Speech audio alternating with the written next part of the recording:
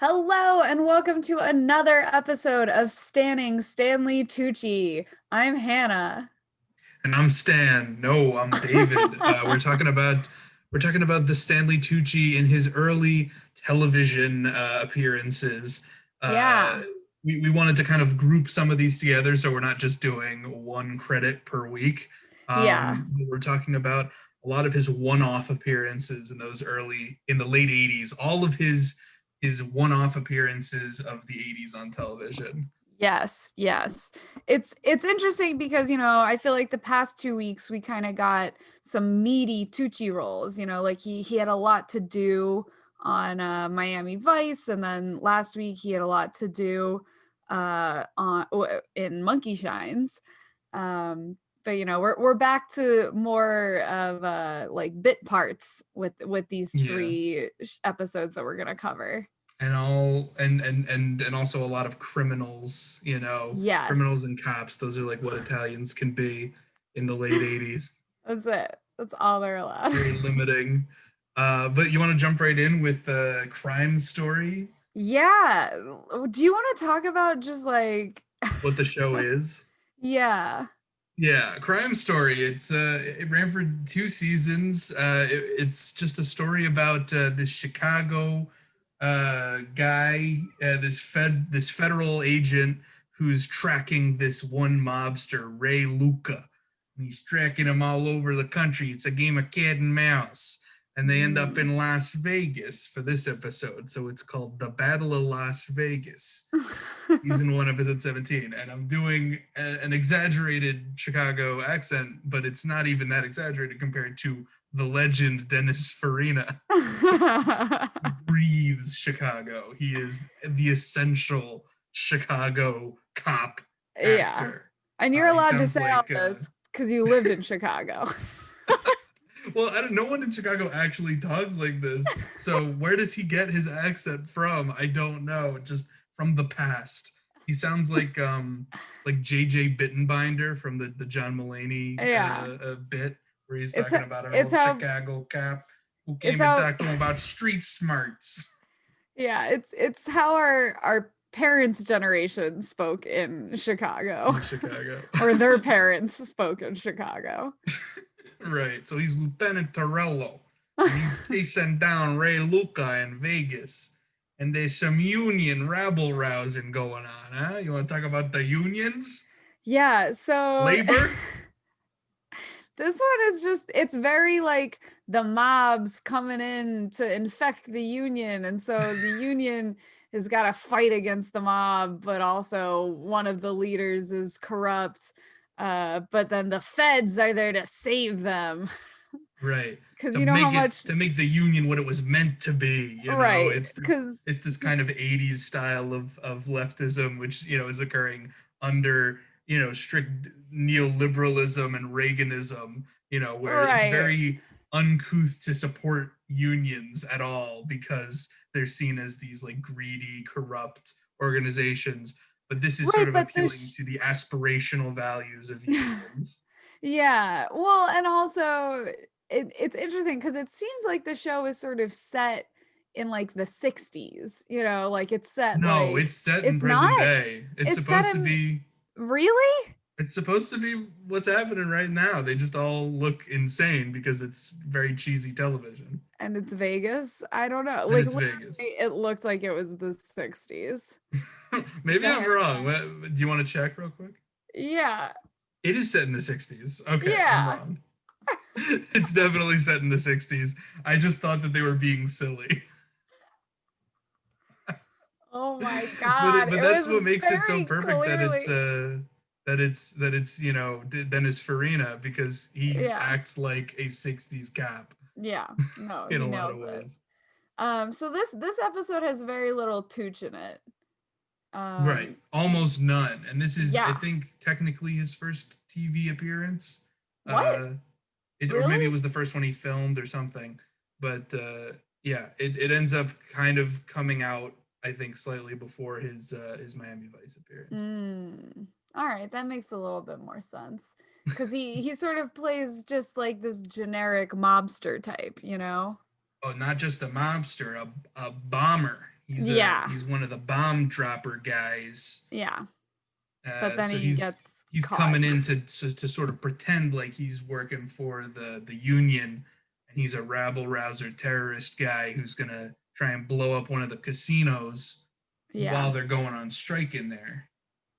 This is another wild thing about this episode is that there were 0 women in this union in a Vegas hotel workers union, which like No, they probably would have been all male in the '60s because really? I don't think that waitresses were allowed to unionize. This was for, you know, this looked like kind of like a Teamsters union kind of thing, like Hmm. people driving trucks and stuff. Hmm. All right, They all were really right. unclear actually with who this union was made up of. It might have been Yeah, mostly like dealers, who I guess also would have been mostly men in those days. But I suppose. yeah, I don't know. It was just an Historical interesting thing. accuracy is always like a moot point when it comes to Yeah, television no, because it's like I they could agree. have put But women in there, they chose not to. right, exactly, exactly. But I don't know. I think that's a point worth raising. Very much so. Crime Story in 1987. Very much so. Um, but yeah, so Tooch sneaks into a casino, plants a bomb. Then later they're able to track him down and he gets very violently threatened by the Yeah. federal Oh man, it's supposed to cops. be very gritty, like Yeah. these cops come in to rough him up and they point a gun at his head and they shoot his pillow But they like and find him while he's like napping on the couch, yeah, which is like so terrifying. yeah. And he's like, "You if I tell you what's going on with Ray Luca, he's gonna get make me dead." And Yeah. then, but of course it's like, well, we're gonna make you dead either way, so you better tell us there. And like and then they do. He does. He does. And then He they make tells him them. dead. And yeah, the episode literally ends with him like hanging him, Yeah. well, presumably being murdered, but being Right. found It's a sort of hanging. Jeffrey Epstein situation. Nobody Yeah. really believes he committed suicide. Right. But yeah, so he was found hanging in his jail cell by, a random prison guard, and it's like, the chase for Luca continues. We can't finger him on this one. Drat. Yeah. Ray Luca, he's like the really evil guy. There's this one scene where he like gets this one guy and he's got a bag over his head and he puts the bag over his head and then like starts shooting his gun straight into the air just to scare the shit out of him. Yeah. And that guy was played by Ted Levine, who you might know as Lieutenant Stottlemyre from Monk, the TV show Monk. Anyway, they I make don't a watch joke enough about how he Monk. doesn't look Jewish, which is also true of him in real life. He calls himself a hillbilly Jew. But that's beside the point. He makes it out okay. Yes, he makes it out alive. This Unlike is the Tooch. this is one of those like small moments that isn't entirely episodic. So, I was kind of like, what's happening here as the episode played out. But once I realized that this is slightly more serial than I previously assumed, it all No, it's came very together. serial. Yeah. Yeah. But yeah, so Um, that's pretty much the Tooch in this one. In the end, the Union is saved thanks to the right, Fed. because literally a cop like walks up and is like, Yeah. this particular union guy who's running for union president, he's in league with the mobsters. And you can believe me because cops always support unions and Yeah, never like bust unions. And they're all like, yeah, yeah. let's save the union. Uh, So very aspirational, very like, cops and unions can coexist kind of thing. right. The aspirations of unions are higher than their corrupt realities. So Right. it's again, I think it's that very sort of covert leftism, that's very Yeah. suppressed leftism that exists in the 80s. Mhm. So next on the list is The Equalizer. This is some Which real 80s shit too. yeah, this is the weirdest premise for like it's not even that weird, but It's it's not even a just premise. It's just there's an old guy and he equalizes things. well, he was like a former spy and has like a network of like other former spies, I guess. and like he just does like Robin Hood leveragey type shit. He Just equalizes. Just yeah. accept it. His he He plays Robert provides McCall. equality. He's very British, he's very nice, and his opening has him in all silhouette with like I know. 80s laser beams and like high beams coming off of his car Uh-huh. behind him. Also, Perfect. when we first see him in this particular episode, he's just wearing like a tuxedo and like strolling into his apartment to like pour himself a brandy. And I'm just like, geez, this is. Because he's British. That's what British people do. But I feel like the show was just created to like appeal to like other 60, 50-year-old men who are like, I can be a hero for justice. I can do it. I still look good in suits. Yeah. I'll save the ladies, The like old people. I think it's like, more for British people because or when do both. British people get to be the heroes on American television? That's Occasionally. occasionally. Yeah. So I like that that each episode of this show opens with like a cool little montage of like what's gonna happen. Oh, I hate that. That happened in the Battle of Las Vegas too, in Crime Story. Did it? I missed that. Yeah, and to me, it's just like so jarring because like now the only time shows open with montages is if It's they're previously on. right, if they're doing previously on and sort of catching you up. But this whole like here's basically the highlights of what you're about to watch. Maybe it's just like spoiler culture, but I'm like, I'm literally about to watch it. I don't need this, you know? Right. I I'm thought this was already gonna be like committed. more mob stuff, but it turns out to be very not mob related crime. Oh, in the Equalizer? Yeah. Yeah. The Crime Story, all mob. Equalizer, it's just corrupt politician. Right. It's just a dirty Italian Italian assemblyman. So So it's this just like you assume that he's dirty because he's young and Italian and therefore couldn't have gotten there on his own right. merits. So this is, well, it seems like he maybe wasn't super dirty before this, but like this is like his big His dirty Breaking Bad thing. moment. Yeah, yeah. Tucci breaks Um bad. so clearly another villain, another Italian American guy in Brooklyn. New York politics, a rough game.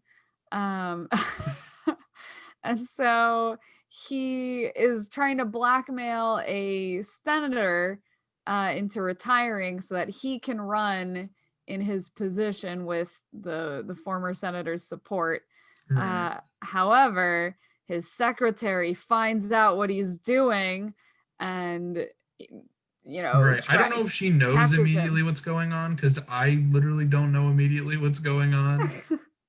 Like it seems like she just notices that he's got like this big wire transfer uh from like the Bahamas Yeah, and that he's got this photo of this like known criminal yeah. or something. Or no, he's got an incriminating photo of a Senator senator. Blake. That's what it Yeah, is. Yeah.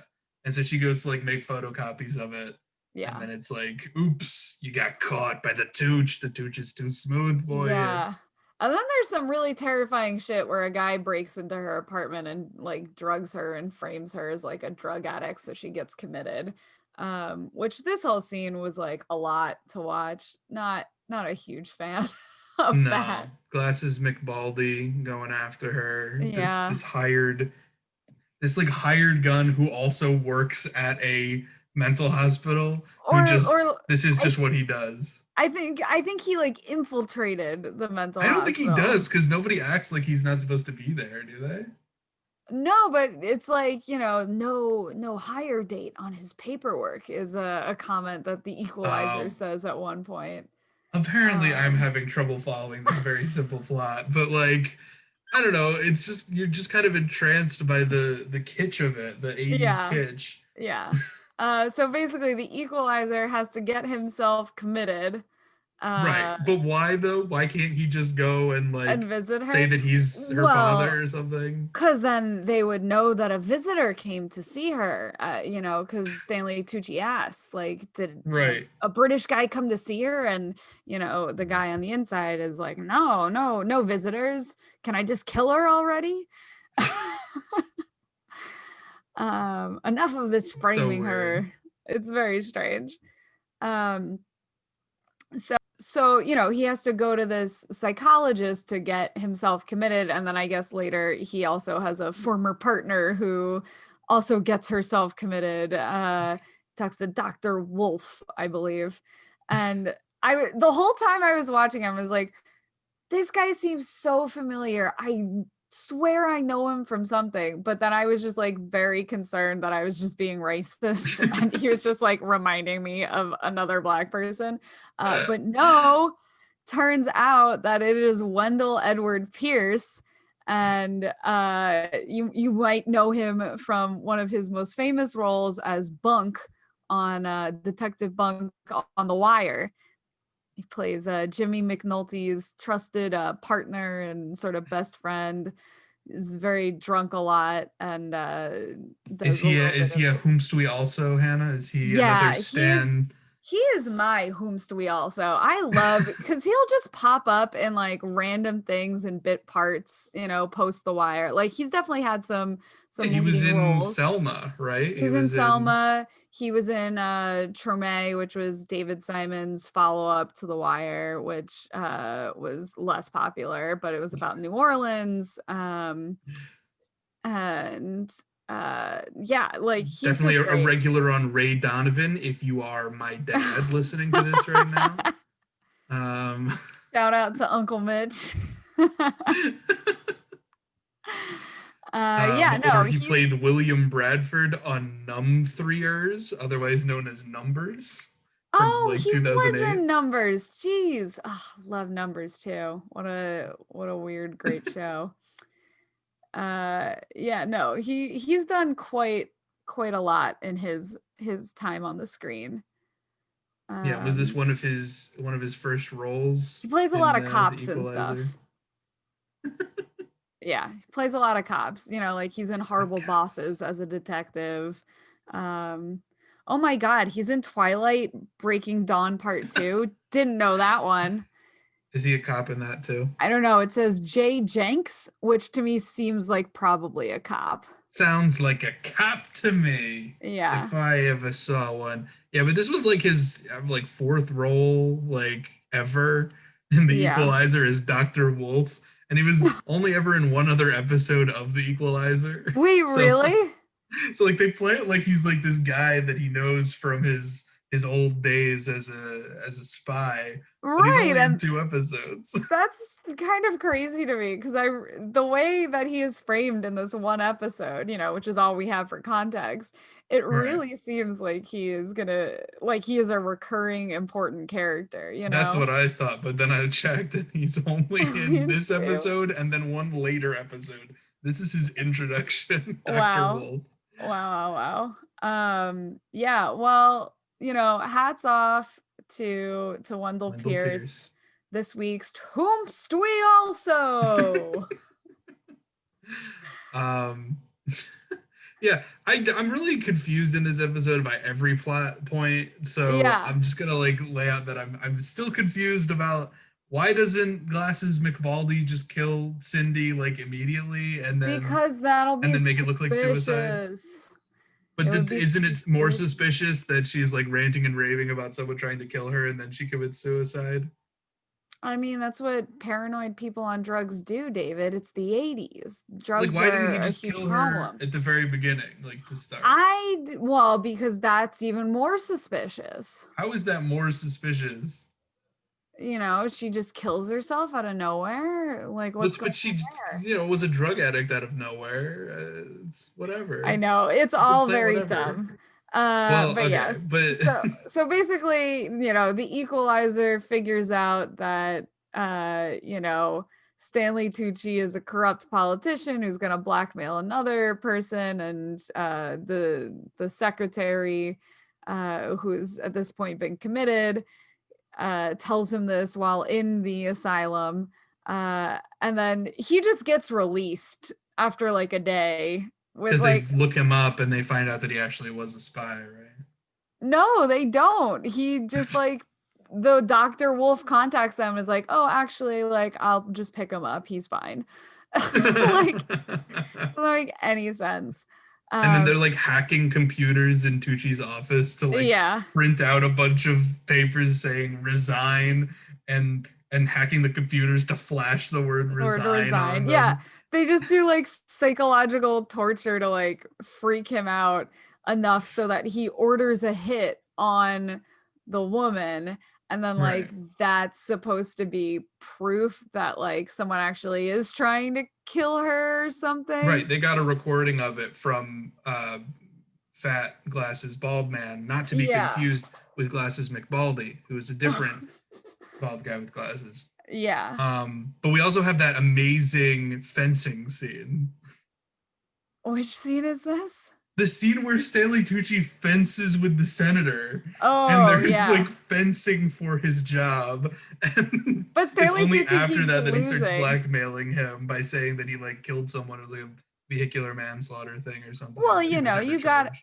you gotta have a premise and plausible deniability when you're blackmailing David. I don't know. I Yeah, of just course. You gotta went to have the sports club with the fencing and senator. you gotta have some Yeah, rapport. But yeah. yeah, they're fencing and he does it beautifully. He's a beautiful Stanley, fencer. a beautiful fencer, though he loses both times. It's not about winning and losing, it's about getting elected, you know. Yeah, So yeah, they they finally they finally get Cindy out of the mental hospital and yeah. away from the Baldy McGlasses trying to kill her, who just kind of runs away and they don't really try and chase after him, but Mhm. okay. And so they're out and they go to this press conference where finally Senator Blake is announcing that he's stepping down and endorsing, but then the equalizer comes in With her. and Oh, that's the sends. that's the thing. So they have the mental the guy who runs the asylum call the senator and like straight up just lie to him and say, "Oh yeah, no, she committed suicide," so that he like thinks she's out of the picture and is like safe to go ahead. So like she shows up and he's like, "What? How is she alive?" Right, this extremely performative nervousness. Like Yeah. Tucci is really playing it up. He's just, and I will be running for Senate and Uh, and then Cindy gets the better of him by just yelling that he's a murderer slash blackmailer right. slash But just all around then terrible guy. but then he just like he's like, security, please call this She's a crazy woman. she's a She's crazy crazy. woman. She sounds crazy, and she does kind of sound crazy. She does sound crazy. But there's some, corroboration going on. Well, right, because the senator, so the equalizer had approached the blackmailee, and was kind of like, you gotta come clean and corroborate her story. And he's like, I can't, my family doesn't know I killed a guy, even though he was like not convicted of this Right, but crime. only So because he like, paid off the judge. So he really I did kill that guess, guy. I So guess. he's not a great guy either, but he's not so bad a guy that he would let Cindy be recommitted, uh, you know, On his behalf. on his behalf. Yeah. Yeah. So then literally the equalizer goes up to Tucci and like tosses him to the ground where he is then swarmed by by reporters. It's a very wild, just Yeah. over the top episode in general. So how would you compare this role to, for example, DeMarco from from Miami Vice? I like Miami Vice better. It's Yeah, like he's definitely more animated in more that. he's More more animated, but dynamic, more also like more charming. yeah, more dynamic and charming for sure. I think he's also more subdued. Like I think Stanley Tucci's best roles are the ones where he's not necessarily going over the top, like he does in like Hunger Games. Like this is not a favorite Tucci Which may performance be a of mine. controversial statement. We don't know, but I don't know. It's not my favorite.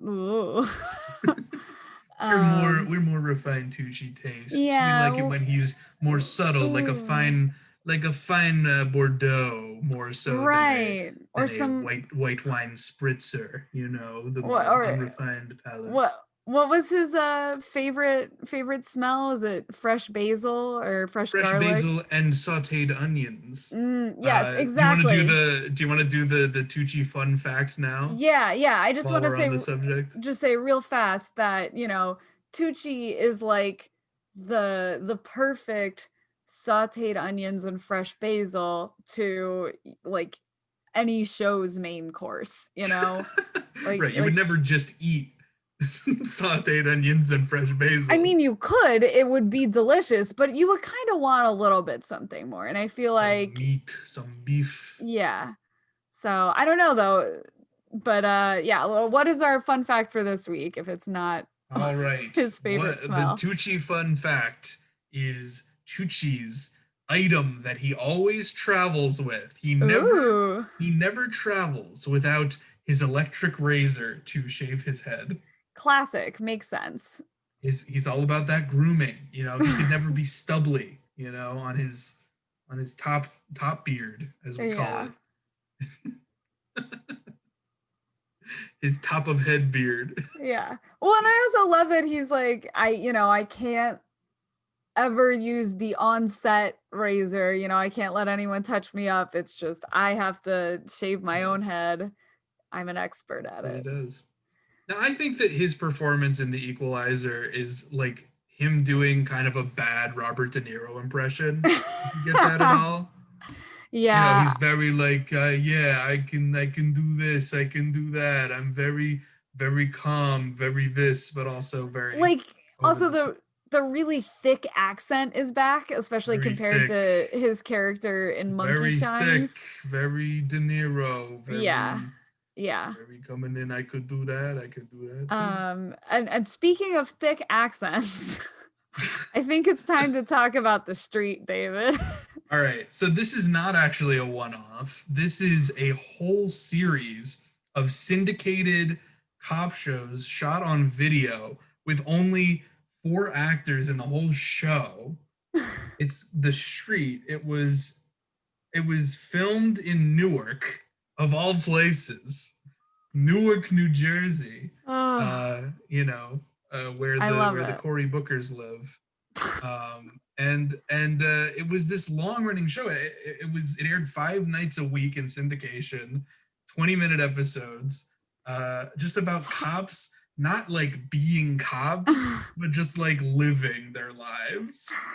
But it's And it was called The Street. That's the yeah. thing. So here's like a press release about it from the 80s. This is from like the LA Times, and it's like The Street, a poor man's Miami Vice from Newark. Um, and it was from two writers who wrote for Miami Vice, and it Mhm. was like a late night show, so like 11 p.m. Tuesdays on KCOP channel 13, Right. like just your random syndicated Just filling a local time news slot. station. It's kind of like that Australian comedy cop show No Activity, which recently got adapted in the United States, where Huh. it's just, silly cops chatting each other up while nothing happens. Uh-huh. um, but we could only find one episode of this because, a lot of syndicated shows, especially ones that were shot on tape that were very cheap and not very popular, they Yeah. just would record over the tapes, because they're never going to show these again. They're not going to get re-syndicated or syndicated Right. elsewhere. So you tape over them, and then you don't sell them to Netflix. Right. So There's they're no just DVD gone. release. Yeah, yeah. We tried I think you tried everywhere, both legal and illegal, Yes, on the internet, and I reached out to a friend who does some torrenting, and like we couldn't even find it there. It No, is it you'd is have just to probably, see if there are any leftover tapes from the QCI Entertainment, whatever the like yeah, company that filmed it in Newark. So if you anybody knows anything about this show and can get us all 60 episodes box yes. set. Oh, or also I'm pretty sure it also aired on Channel 4 in the UK. Yes, So yes. if anybody has Video old 80s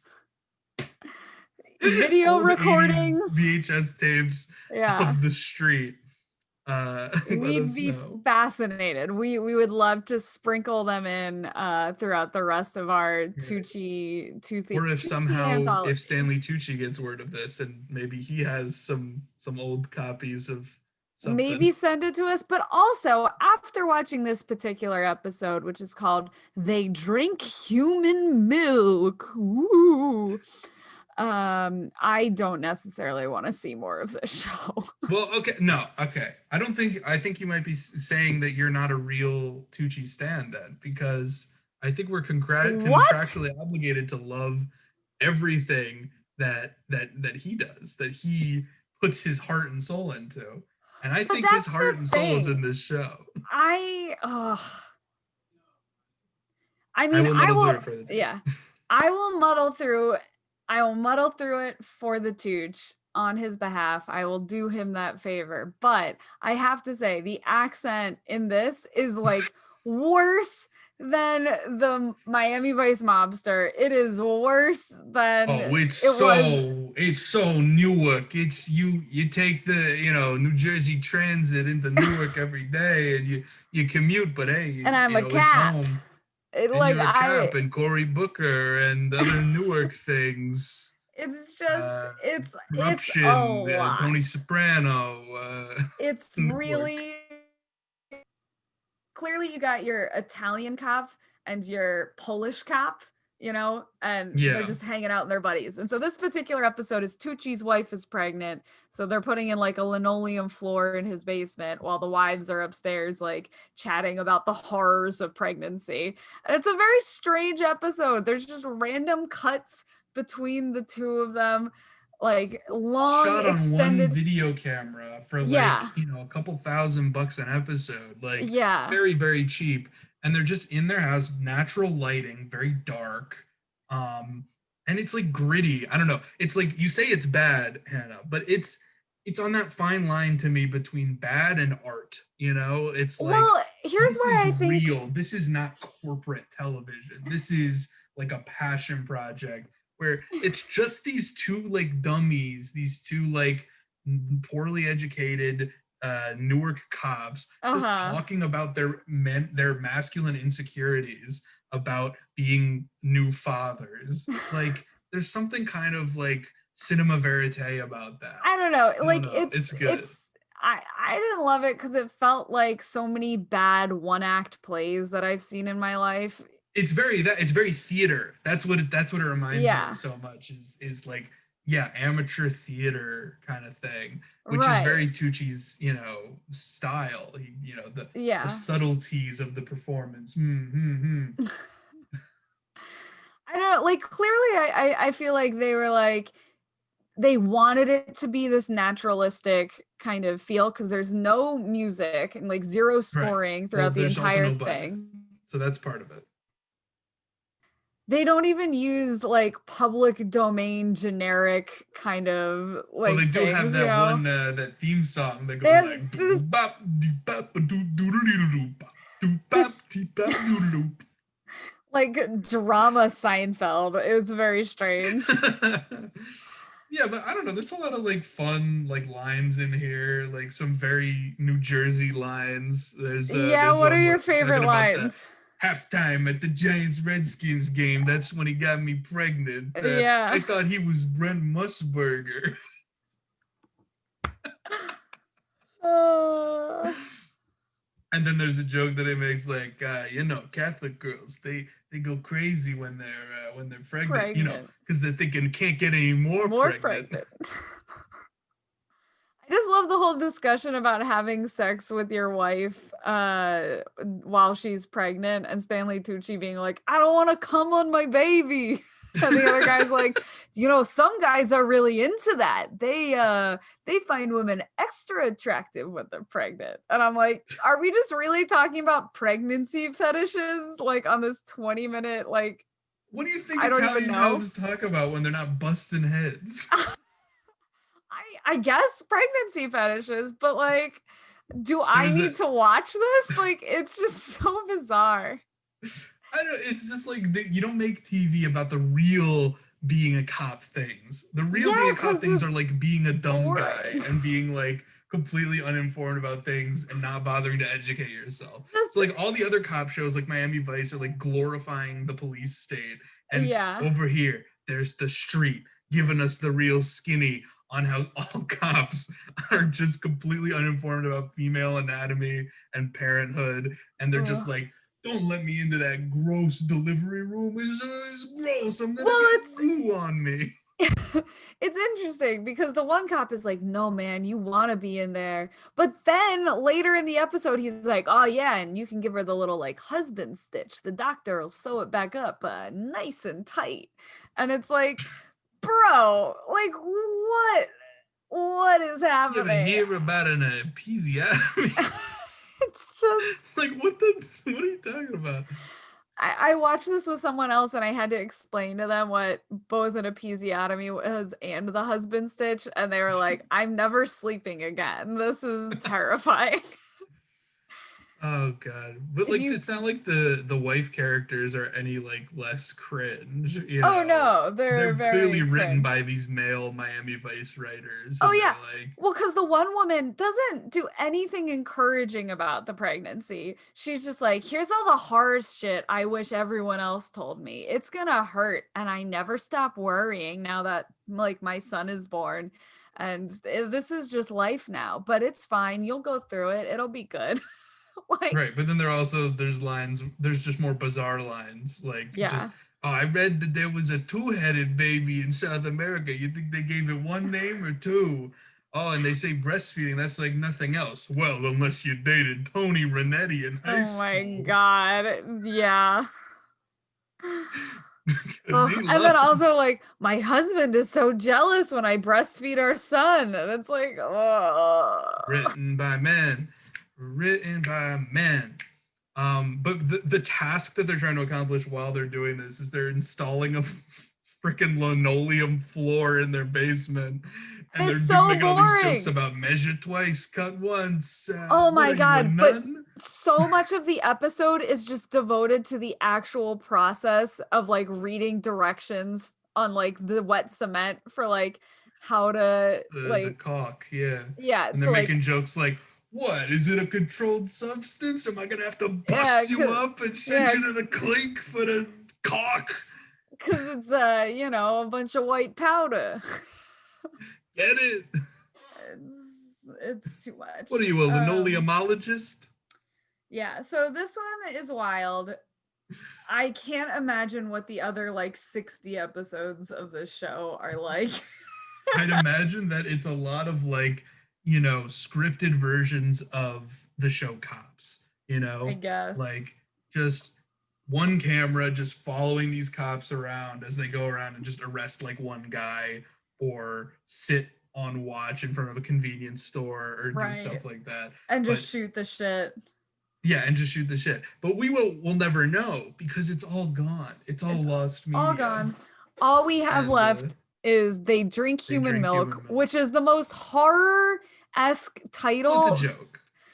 I mean, I know, but like it's just so strange to It's like they drink human blood. I think that is a title of something. And yeah, then you replace blood with milk, and now you're milk. talking about a baby. You are talking about a baby. I don't We're know. talking babies here. It's Tucci baby talk time. Yeah. It is what it is. It is what it is. So So that's all the tooch do you for want to the wrap week. up with some Tucci news, some breaking Tucci news? Do do do do do do do. Ba-da-dum-ba-dum. Tucci news. Tucci Yeah, let's news. do Tucci news. We'll All right, we'll this pick one a theme comes. song one of these days. We'll definitely figure one out, or we'll just keep making, sort of improvised jazz themes. Yeah, please tweet at Um, us. Let us know what you prefer. So this one comes straight out of the Daily Beast, from senior entertainment reporter Kevin Fallon, which with the very in our style kind of headline for the entertainment Yeah. section: cast gay actors in gay roles. Parentheses, unless it's Stanley Tucci and Colin Firth. We stand them. And we'll just read the article or this particular op-ed just because it's so short. But the Yeah. title of this section is "Cry with Straight Men." Me. cast gay actors in gay roles. Also me. Unless it's Stanley Tucci and Colin Firth in this movie that will absolutely destroy me. Which is the energy that we love to see Very here. much our energy. Yeah. If you want to come on this show and talk about Supernova, we would love to have we you. would love it, Kevin. Please, Mr. Fallon, grace us with your stanitude. I'll take it from here. Yeah. I can't explain why the rules are such that the Tooch and Sir Firthy forever get a free pass in the debate over whether it matters that straight actors are constantly cast in gay romances, while there is no such thing as an out gay movie star or romantic lead. Hint, it matters, but it is an unimpeachable truth. Tucci and Firth, who previously delivered iconic performances as gay men in Oscar-nominated films The Devil Wears Prada and Single Man, as well as the egregiously Oscar-snubbed masterpiece Mamma Mia, Here We Go Again, can play gay. Yes, can play gay all they want, and I won't be mad about it. Gays can be hypocrites too. It's called equal rights. In any case, the trailer for a film called Supernova came out this week, in which a couple played by the duo take an RV trip across England to bond as Tucci's character starts to succumb to dementia, becoming less lucid with each week. I want to be remembered for who I was and not who I'm about to become, Tucci says at one point in the trailer, specifically the point at which I let out an involuntary sharp yelp and spewed tears out of my eyeballs like someone ran a wrecking ball through the wall of the Hoover Dam. And this is what we're touching. All right, well, that's all the Tucci we have for today. Thank you to Kevin Fallon for your wonderful article. We were happy to share it. Thank you to Tucci for all of the great acting that you've given us, all of the incredible criminals and cops that you've portrayed in just your first few years on television. Yeah. The 80s definitely pigeonholed you a little bit, but we're looking forward towards the next few weeks as we continue to dig through and start getting to some meatier things. Some meatier Tucci rolls. To go with that nice sauteed onion and basil, you know? Absolutely. All right. Well, see you later, Tooch heads. We'll catch you on the Tucci table. On the flip Tooch. Bye. On the Tooch flip. Bye-bye.